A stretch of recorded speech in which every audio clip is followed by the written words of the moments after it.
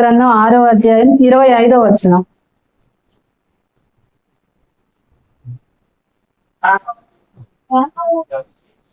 రాహాబను వేశ్య ఎరికోను వేగు చుట్టుటకు యెహోషువ పంపిన దూతలను దాచిపెట్టి ఉండెను గనుక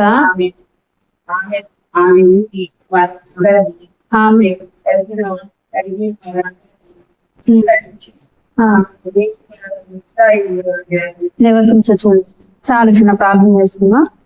మహాపరిశుద్ధుడ మహాగణడానికి వందనాలు స్తుతులు స్తోత్రములైనా మీ సమీప ప్రభావ ఈ లేఖనాల నుంచి మాట్లాడుకుంటున్న ప్రభావ నాతో మాట్లాడమని నామాన్ని మహిమకరంగానైనా నిలవబెట్టుకోమని యేసయ్య అతి పరిశుద్ధ నామములో అడుగుచున్నాం తండ్రి. ఆమేన్. రిఫరెన్స్ చదివినప్పుడే మీకు అర్థమైపోయి ఉంటది ఎవరి గురించి చెప్తున్నాను అనేది. ఎవరండి ఆమె? రాహాబు అనే ఒక వేశ్య.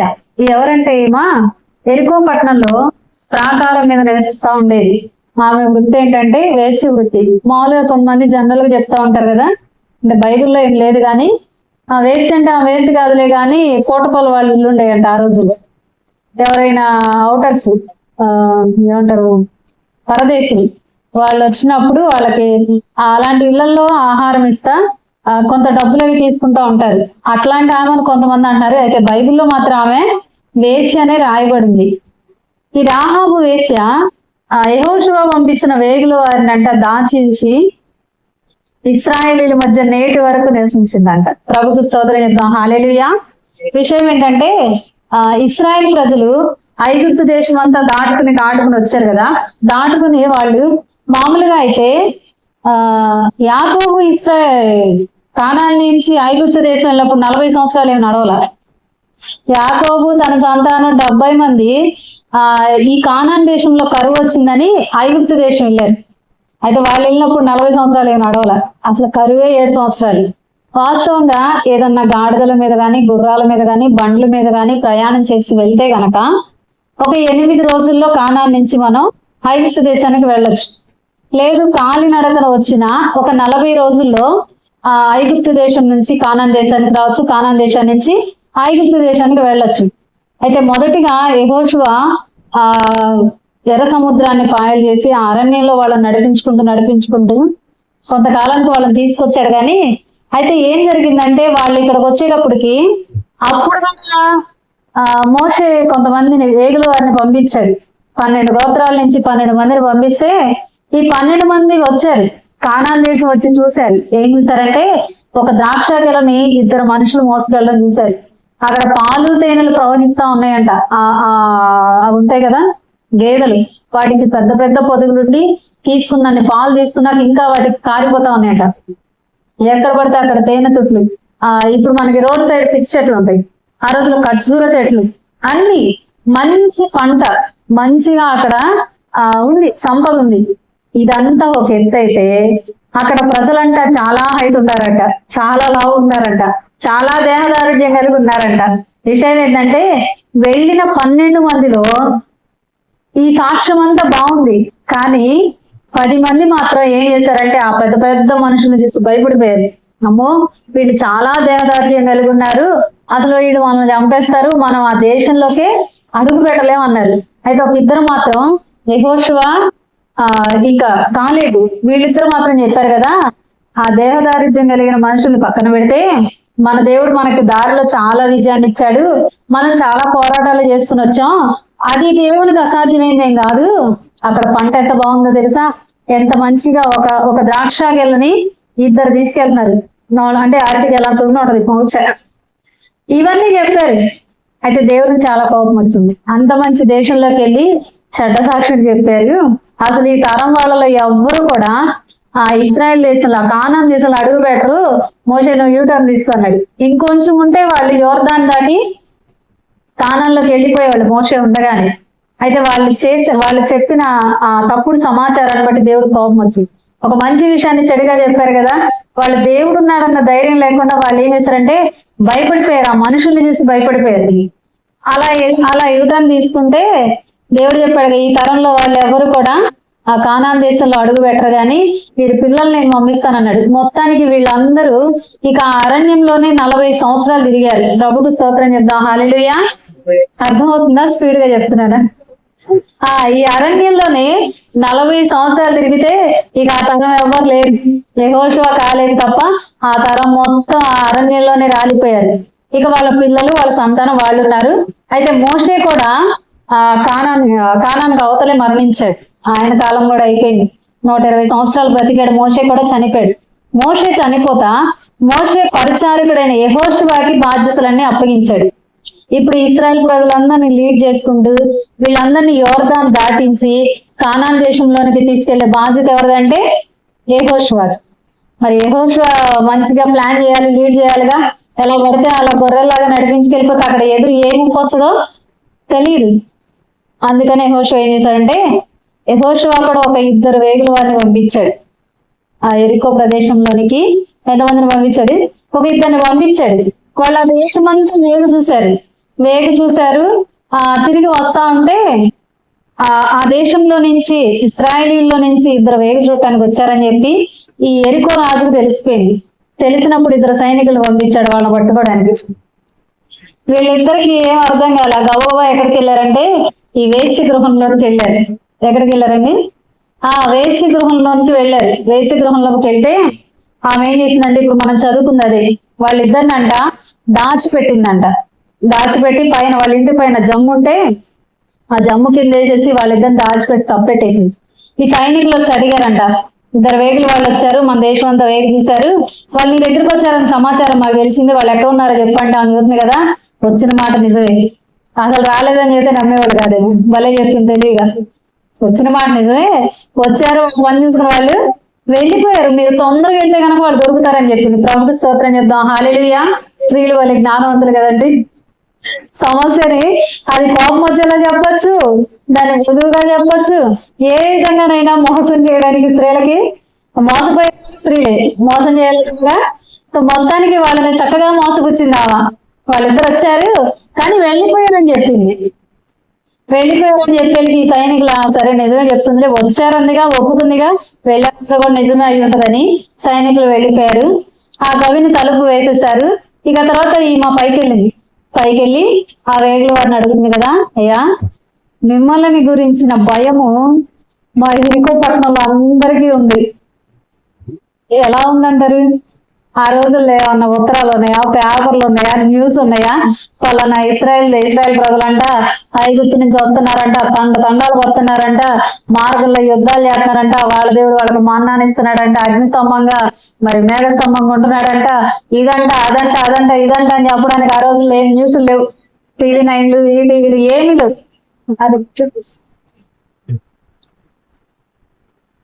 పండు ఫోన్ చేస్తుంది మెసేజ్.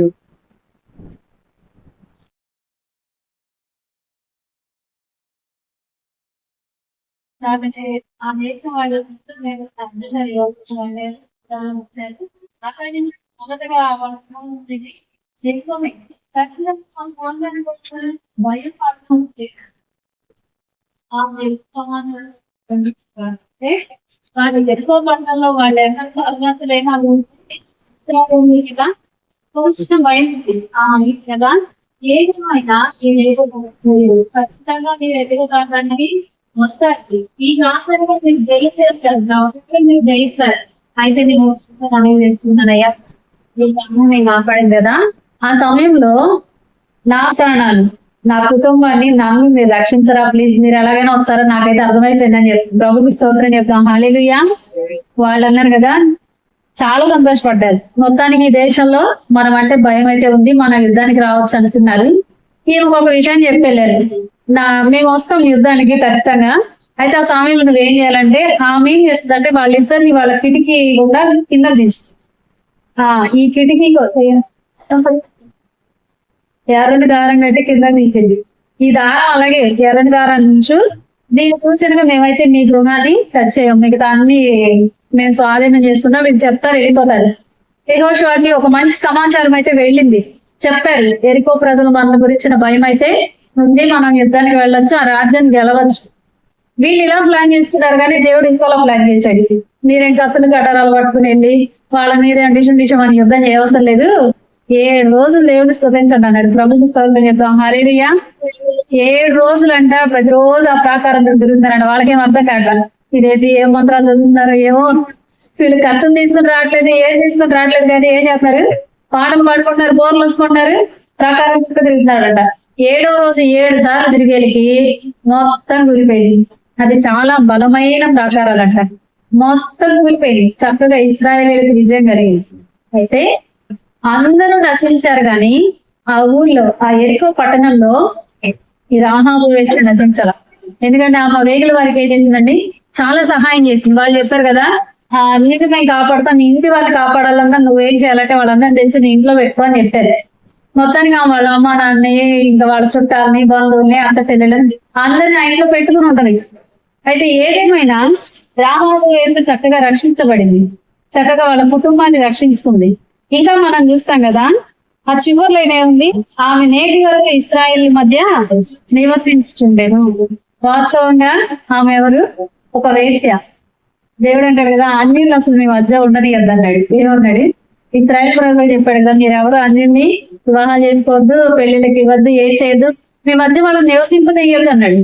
అయితే ఈమె ఒక అన్యురాలే అయినప్పటికీ ఈమె నేటి వరకు ఇశ్రాయేల్ మధ్య నివసించిందట. దేనివల్ల అంటే దేవుని యొక్క బిడ్డల్ని ఆయన దూతలు చేర్చుకుంది. దేవుడు గొప్పవాడని ఆమె తెలుసుకుంది. తన వేశ్య జీవితం అయినప్పటికీ ఆమె చక్కగా దేవుడు తెలుసుకుంది, దేవుడి విలువను తెలుసుకుంది. ఆ వచ్చిన దూతలకి సహాయం చేస్తుంది.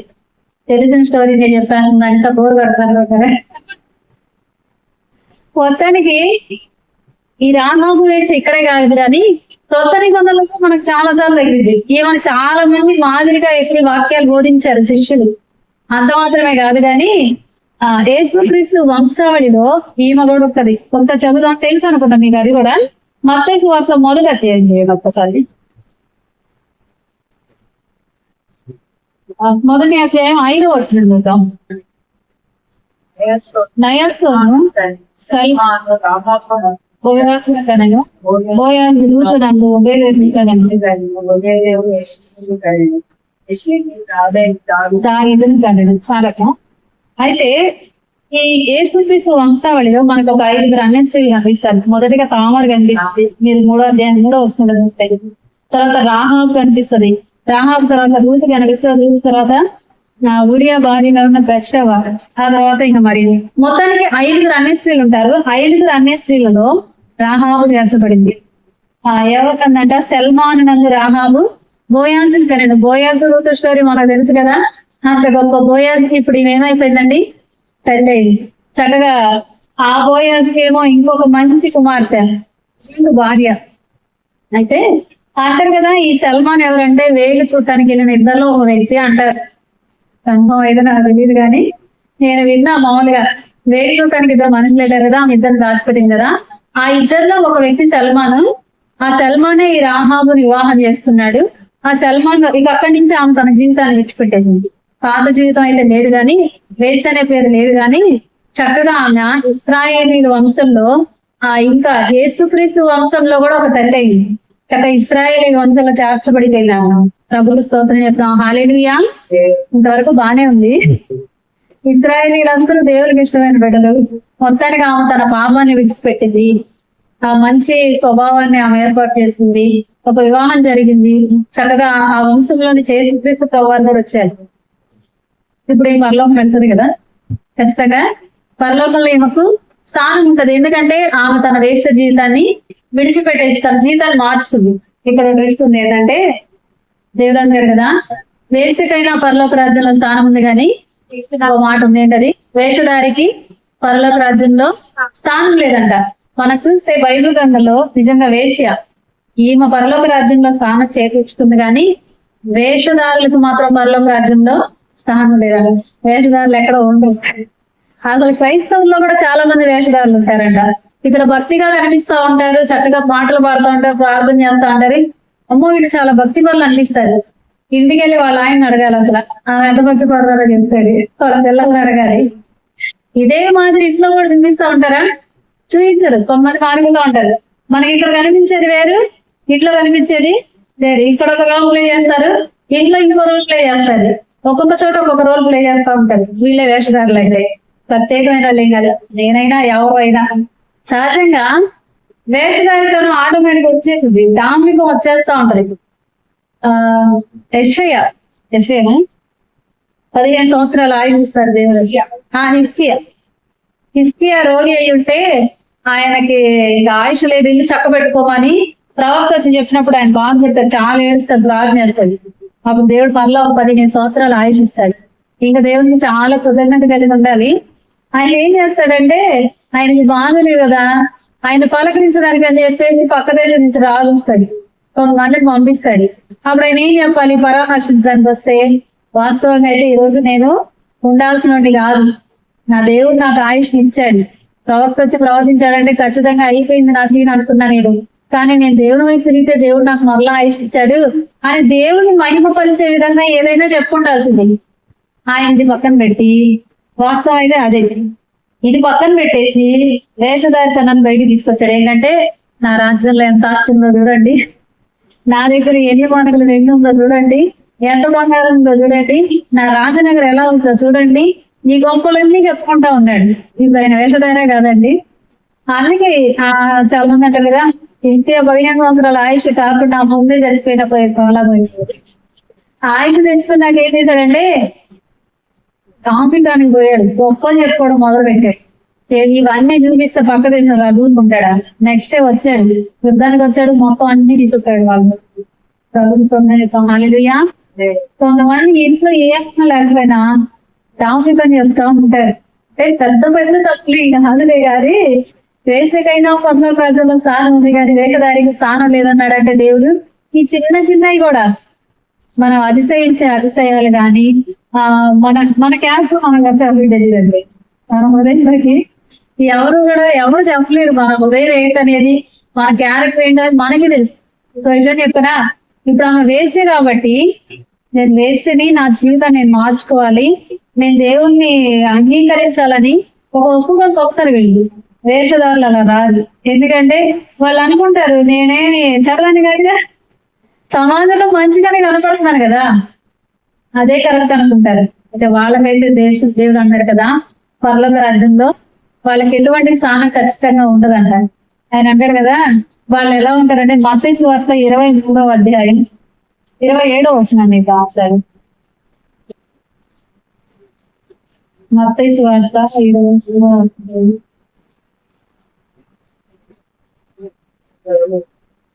అయ్యో వేషధారులైన శాస్త్రులారా పరిశీలారా, మీరు సున్నపు కొట్టిన సమాధులను పోలి ఉన్నారు. అవి వెలుపల శృంగారంగా అరుపడు, కానీ లోపల చర్చన వాని ఇంపులతో సమస్త కలుషంతోనూ నిండి. చూసారా దేవుడు చెప్తున్నాడు కదా, అయ్యో వేషధారు, అయ్యో అంటాడు. ఏదన్నా నష్టపోయినప్పుడు అంట అయ్యో పాపం అంటారు కదా, అయ్యో ఇలా జరిగిందా, అయ్యో పాపం అంటారు. దేవుడు వీళ్ళని కూడా అట్లా అంటాడు, అయ్యో అయ్యో వేషధారులారా, మీరు ఎలా ఉన్నారంటే సున్నా కొట్టిన సమాధులాగా ఉన్నారు. సమాధులు ఉంటాయి చాలా మంది, వాళ్ళ సామర్థ్యం కొలది, పాలరాళ్ళు ఏమిస్తారు, టైల్స్ ఏమిస్తారు, మంచి మంచి ఫోటోలు పెడతారు, వాక్యాలు రాస్తారు, ఇంకా కొంతమంది పెద్ద పెద్దగా కట్టిస్తూ ఉంటారు. అవి బాగుంటాయి చూడటానికి, ఓపెన్ చేస్తే బాగుంటాయండి, ఓపెన్ చేస్తే బాగుంటుందా, పెట్టిన 10 రోజులు వేస్తే ఎట్లా ఉంటుంది పరిస్థితి, ఒక్కళ్ళు ఉండవు. పైన ఎంత అందంగా ఉన్నా ఎట్లున్నా ఆ లోపల ఆ శరీరం అంతా ఏమైపోయి ఉన్నది, కుళ్ళిపోయి ఉంటది. కుళ్ళిన ఎముకలు, ఆ కుళ్ళు అంతా ఇంకా అది మనం నిలవలేదు. అట్లా చెప్తున్నాడు వేషధారుల గురించి దేవుడు. మీరు పైకి సున్నం కొట్టిన సమాధుల్లాగా ఉన్నారు కానీ లోపల ఎట్లా ఉన్నారంటే కుళ్ళిపోయిన సవాల్లాగా ఉన్నారు అంటాడు. నిజంగానే వేషధారు ఒక ఆమె ఒకటి భలే పాటలు పాడుతుంది, చాలా బాగా పాటలు పాడింది. నేను అనుకుంటాను అది రియల్ గొంతు కాదు. కొంతమంది ఉన్నతంతో వాడు దాన్ని సన్నగా చేసి పాడతారు, మధ్యలో దగ్గర వచ్చేసింది ఖచ్చితంగా. ప్రార్థన చేయమని చెప్తావా, ఆమెకు సంబంధం లేని వాళ్ళ గురించి కూడా చేర్చి ప్రార్థన చేస్తుంది. కాదని నేను అన్నాను, కానీ అది కరెక్ట్. ఆమె వేషధారగానే చేస్తుంది. ఆ ప్రార్థన పొగిడి చేస్తా ఉంటది, ఏంటంటో నైస్ గా చేసింది. సరే మంచి పాటలు పాడండి, మంచి స్టార్ట్ చేస్తుంది, ఓకే అనుకున్నా. ఒక రోజు ఏమైందంటే వాళ్ళ అమ్మ కూతురు ఇద్దరు ఒక చోటుకి వెళ్తున్నారు. ఎక్కడికి వెళ్తున్నారు అని చూస్తే బ్యూటీ పార్లర్కి వెళ్ళి చక్కగా మొత్తం నీళ్లు చేయించి వచ్చారు. ఇప్పుడు వాళ్ళని ఏమనాలండి? వేషధారులే కాదా? అసలు పెద్ద పెద్ద స్పీకర్ లాగా పిలుస్తారు వాళ్ళని. వాళ్ళు పనిలోకి వెళ్తారంటారా? వెళ్ళరు. అసలు ఈ కనుబొమ్మల గురించి అల్లుడికి కూతురికి గొడవ. ఏమేమో ఒక ఫంక్షన్కి వస్తే నువ్వు చేయించుకునే రాము, నువ్వు చేయించుకోకపోతే బాగా ఉన్నది. అల్లుడేమో అమ్మ తల్లి నీకు దండం, మా ఇంట్లో అట్లాంటివి లేవు, నువ్వు చేయించుకోపోయినా బాగా నాకు రక్తంలో నచ్చుతున్నావు అంటే ఆ అమ్మ చేయించుకునే రమ్మన్నాడు. ఇది ఎంత పెద్ద గొడవ అయిందో. ఇంత పెద్ద గొడవ అయితే వాళ్ళ అత్తగారండి కదా, మా వేషధారులాగా ఉన్నారేంటి మీరండి, ఇంత ప్రార్థన భక్తి పనులను చేస్తున్నాను నేను, నువ్వు మంచి పాటలు పాడుతున్నాను చేస్తున్నాను, ఏంటి ఇట్లా వేషధారులా మాట్లాడుతున్నారంటే అది ఇంకా పెద్ద గొడవ అయింది. నేను వేషధారులు మమ్మల్ని ఇట్లా అంటారు అని చెప్పి ఇంకా పెద్ద గొడవ చేసింది ఆ అమ్మాయి. చెప్తున్నా పైకి మనం అనుకుంటాం నేను మంచి అని, కానీ మనకు తెలియకుండానే మనలో వేషధారి తత్వాలు చాలానే ఉంటాయి. ధార్మికంగా వెళ్లే తత్వాలు చాలానే ఉంటాయి. ఒక చీర తెచ్చుకున్నామంటే వాళ్ళు అడగక ముందే దాని రేటు చెప్తా ఉంటాం. నిన్ను వేలు పెట్టి తెచ్చాను, నాకు వేలు పెట్టి చెప్తాను, పెద్ద షాప్ కింద తెచ్చాడు. అలా దేవుడు కదా వెలగల వస్త్రాలు మీరు ధరించుకోవద్దాయి కదా. ఏదైనా వేశ్యకైనా స్థానం ఉందంట కానీ వేషధారులకి పరలోక రాజ్యంలో స్థానం లేదు. నిజంగా రాహాబు వేసి అయినా ఆ పరలోకంలో స్థానం సంపాదించుకుందేమో కానీ ఇట్లాంటి వేషధారులు దేవుడికి ఎంత మందిని చేస్తాడు. ఇదే మత్తయి సువార్తలో 15వ అధ్యాయం 7వ వచనంలో దేవుడు మాట్లాడాడు.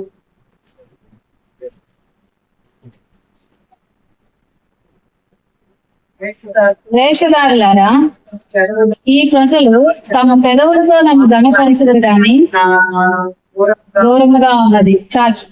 చూసారా, వేషధారులారా ఈ ప్రజలు పెదవులతో నన్ను ఘనపరుచుదురు కానీ వాళ్ళ హృదయాలు మాకు చాలా దూరంగా ఉన్నాయి. నిజంగానే వస్తాం, ప్రార్థన చేస్తాం, ఏంటంటే పైగల గురించి కానీ వేషధారుల దేవుడు చెప్పింది. సంఘాల్లో వాళ్ళ గురించే చెప్తున్నాడు, మన గురించే చెప్తున్నాడు. మనలోనే మనకు తెలియకుండానే వేషధారితనం ఉంటది. పెదవులతో నన్ను ఘనపరుస్తున్నారు కానీ వాళ్ళ హృదయాలు ఎలా ఉన్నాయంటండి, చాలా దూరంగా ఉన్నాయంట. మనం ఎక్కడున్నా ఒకేలా ఉండాలి, ఇక్కడున్నా ఒకేలా ఉండాలి, బయట ఉన్నా ఒకేలా ఉండాలి, అత్తమాల మధ్యలో ఉన్న ఎవరి మధ్యలో ఉన్నా మనకు ఒక క్యారెక్టర్ ఉండాలి, ఒకటే ఉండాలి. నా దగ్గర పెద్ద కస్టమర్లు వస్తారు. నిమిషంగా చెప్పి ప్రసంగాన్ని ఒక అమ్మాయి ఉంటుంది. అమ్మాయి బాగా షాపింగ్ చేస్తుంది. అంటే తనకి మంచి ఉంది, ఏమేమి కొనుక్కోవాలి, ఎట్లా కొనుక్కోవాలి, ఇట్లాంటి ఆలోచన ఉంటది. బాగా సెలెక్ట్ చేసుకుని మంచిగా ఉంటది. ఆ అమ్మాయి కొని వేసుకున్న 2 రోజు ఇంకొక అమ్మాయి ఉంటది, అదే కాముగా ఉంటది, లేకపోతే అదే జ్యువెలరీగా ఉంటది. వెళ్ళొచ్చి అంటది కదా, అక్క ఇట్లా ఎందుకు కాపీ కొట్టాలి, నేను ఎవరైనా కాపీ కొట్టినానా, నా థింగ్స్ బట్టి నా ఆలోచన బట్టి నేను చేస్తున్నా. ఈయన నాకంటే ముందే నేను కొన్నానని తెలిసి కొనేసి నాకంటే ముందే వేసేసింది. తనకంటూ ఒక ఆలోచన ఉండాలి కదా. చాలా మంది ఏదైనా ఎవరినైనా చూస్తే వాళ్ళలాగా ఇమిటేట్ చేస్తూ ఉంటారు. ఈ సినిమాల్లో ఉంటారు మీరు, వాళ్ళలాగా డ్రెస్సింగ్ చేస్తారు కొంతమంది, వాళ్ళలాగా డైలాగులు చెప్తా ఉంటారు, వాళ్ళని ఇమిటేట్ చేస్తూ ఉంటారు. అంటే వేషధారితనం మననేంటో మన క్యారెక్టర్ ఏంటో ఇంకంతే, దానికి ఒక గుర్తింపు ఉండాలి. అంతేగాని ఒకసారి ఒకలాగా ఇంకోసారి ఉండకూడదు. వేషధారితనం అనేది మనలో ఉండకూడదు. ఒక అమ్మాయి అంట చిన్నప్పటి నుంచి డాన్స్ అంటే బాగా ఇష్టం అంట. డాన్స్ బాగా ఇష్టం కాబట్టి సినిమాల్లోకి వెళ్ళాలని ఇష్టం ఉండేదంట. అయితే సినిమాల్లోకి వెళ్ళలేదు కానీ చిన్న చిన్న యాడ్స్ ఉంటాయి కదా, ఈ యాడ్స్ లో వాటిలో నటించడానికి ఒక అవకాశం వచ్చింది. వాటిలో మంచిగా వెళ్తుంది. అయితే ఒక రోజు ఏమైందంటే యేసుక్రీస్తు అదే జీసస్ సినిమాలు ఉంటాయి కదా, వీటిల్లో నటించడానికి ఒక అవకాశం వచ్చింది.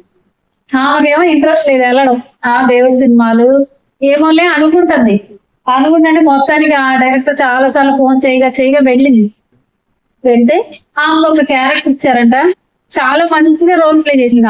ఆ క్యారెక్టర్ ని మంచిగా తను ఎట్లాగైతే చేయాలో అలా ఏదో మొత్తానికి ఆ సీన్ అంతా చేసి కూర్చున్నాక ఆ డైరెక్టర్ గారు కూడా మొత్తం కూర్చున్నారట, అమ్మా నువ్వు చాలా బాగా నటించావురా, నువ్వు చాలా పైకి వస్తావు, చాలా మంచి పేర్లు ప్రఖ్యాతులు అన్ని నీకు వస్తాయి, కానీ నీ జీవితం ఇలా వద్దు. అసలు నువ్వు ఎవరి గురించి అయితే నటించావో దేవుడు నమ్ముకో బాగుపడతావు. ఈ ఫీల్డ్ నువ్వు బాగుపడవు, ఈ ఫీల్డ్ మంచిది కాదు, దీన్ని వదిలేసే అన్నాడంట. నాకు కోపం వచ్చిందంటే ఇదేది నటించమని చెప్పి తెలిసింది ఆయనే. మళ్ళీ ఆయన ఏం చెప్తున్నాడు, ఇంకేళ్ళు కోపమా మానేసి అని చెప్తున్నాడంట. ఆయన ఏం ఇలా చెప్తున్నాడని కోపం ఉంటే ఆయన ఒక చిన్న ఎగ్జాంపుల్ చెప్పాడంట. ఏంటంటే డిఎల్ మోడీ గారంట ఒక పెద్ద వినే ఉంటుంది, ఒక పెద్ద హీరోయిన్ దగ్గరికి వెళ్ళారంట, సువార్త చెప్తాను. వెళ్తే ఆమె అందంట, నేను ఇప్పుడు రాను దేవుని దగ్గరికి, నువ్వు ఇంత దూరం నా కోసం చెప్పడానికి వచ్చావు కానీ నేను ఇప్పుడు రాను, ఇంకా నాకు చాలా ఉన్నాయి, లైఫ్ ఉంది, నేను అవన్నీ నటించుకుని ఎప్పుడో ముసలమ్మని అయిపోయాక అప్పుడు వస్తానులే అందంట. ఇంకేం చెప్పాలి తెలియక, సరే అమ్మా ఒక కాఫీ ఇప్పిస్తావా నాకంటే పనమ్మాయి చేత కాఫీ తెప్పించిందంట. ఆయన సగం కాఫీ తాగి అమ్మాయి ఇద్దాం కనిచ్చాడంట. ఆమెకి భయంకర, మామూలుగా ఇంట్లోనే మనం ఒకటిలో ఒకటి తాగం, ఒకటి ఎవరొక గ్లాస్ ముందు పెడితే తీసుకెళ్ళి వెంటనే షిఫ్ట్ వేస్తాం. ఆయన ఎవరో సువార్త చెప్పడానికి వచ్చాడు, సగం కాఫీ తాగి నువ్వు తాగమ్మా అనేస్తావు, ఇంకా మామూలుగా వచ్చాడు కోపం. నీకు ఎట్లా కనిపిస్తున్నాను నేను, నువ్వు తాగి నీ ఎంగిల్ కాఫీ నేను తాగాల, నేను దగ్గర లేస్తే అప్పుడు ఆయన ఒక మాట అన్నాడంట, మరి ఎంగిల్ పడిపోయి నీ జీవితం దేవుడికి ఇస్తే ఆ రోజు ఆయన తీసుకుంటాడా, ఎంగిల్ చేసి నీ కాఫీ నేను తీసుకున్నావు, నువ్వు ఎప్పుడో ముసలిం అయిపోయాక నీ జీవితంలో పాడు చేసుకుని వచ్చాక అప్పుడు దేవుడు నేను స్వీకరిస్తాడా అని అడిగాడు. ప్రభు స్తోత్రం చెప్పాం. హల్లెలూయా. ఈ ఎగ్జాంపుల్ ఆమె చెప్పాడంట ఆ డైరెక్టర్. అంటే డైరెక్టర్ అంటే ఆయన కూడా ఒక పాస్టర్ అంట. కాకపోతే దేవుడి సినిమా రూపంగా హిస్టరీస్ తీసి ప్రజలకి జీసస్ తెలియజేయడం కోసం ఆయన అలా సినిమాని తీస్తున్నాడంట. మొత్తానికి ఆయన సువార్త చెప్పాడు. ఈ అమ్మాయికి చాలా అలజడిగా అనిపించిందంట. ఇంటికి వెళ్ళాక ఎంతో ఇష్టం, వాళ్ళ అమ్మ నాన్న వద్దన్నా కూడా వీటిలోకి వచ్చింది. ఆ రాత్రిగా అసలు ఆ ఎగ్జాంపుల్ మర్చిపోవట్లేదంట. అంటే ఇప్పుడు యవ్వనంలో ఉంటాను, నేను కూడా కొంతకాలానికి ఈ ఫీల్డ్ లో పడిపోయి ఏదేదో అయిపోతాను, అయితే ఆ తర్వాత నేను దేవుడికి పనికిరానేమో అని రాత్రికి రాత్రి ఆమె చాలా మదన పడి పొద్దునే లేచి చెప్పిందంట, డాడీ నేను ఈ ఫీల్డ్ వదిలేస్తాను, ప్రభుత్వ స్తోత్రం చేద్దాం. హల్లెలూయా. వాళ్ళు ఆశ్చర్యపోయారంట. ఈ రోజు ఆమె గొప్ప సేవకురాలయ్యి యూట్యూబ్ లో సాక్ష్యం వెళ్తుంటే నేను విన్నా. నిజంగా దేశీయులైన ఇట్లాంటి జీవితాలు మార్చుకున్న వాళ్ళని దేవుడు నిజంగా తన పరలోక రాజ్యంలో చేసుకుంటారు. ఆమె లైఫ్ వదిలేసింది కానీ దేవుడు తన కాడి మోసే భాగ్యాన్ని ఆమెకి ఇచ్చాడు. నిజంగా ఆ సినిమా ఫీల్డ్, ఆ పాపం, ఆ లోకం అంతా వదిలేసింది. దేవుడు చక్కగా తన పనిలో బలంగా వాడుకుంటాడు. ఆమె ఇట్లాంటి వాళ్ళు చక్కగా వాళ్ళ పాపాన్ని ఎక్కుకుని స్వచ్ఛంగా దేవుడి శాంతి ఉంటారు. దేవుడి దగ్గరే ఉన్నాం అనుకుంటారు, దేవుడి పని చేస్తున్నామని అనుకుంటారు, కానీ తెలియకుండానే వేషధారితనం వాళ్ళల్లో ఉండి వాళ్ళకే తెలియని రీతిగా రేపు పరలోక రాజ్యం చేరనటువంటి వేషధారితనాలు మనకు తెలియకుండానే మనలో ఉంటాయి. అందుకే ఈరోజు రాహాబు వేసి గురించి మనం తెలుసుకోవాలి. ఈ రాహాబు వేసికైనా పరలోక రాజ్యంలో స్థానం ఉంది, కానీ ఒకవేళ మనలో వేషధారితనం ఉంటే మనకి స్థానం ఉంటదా ఉండదా అనేది ఈ రోజు మనలో మనం ప్రశ్నించుకోవాలి. మా పేరు బాగుంది.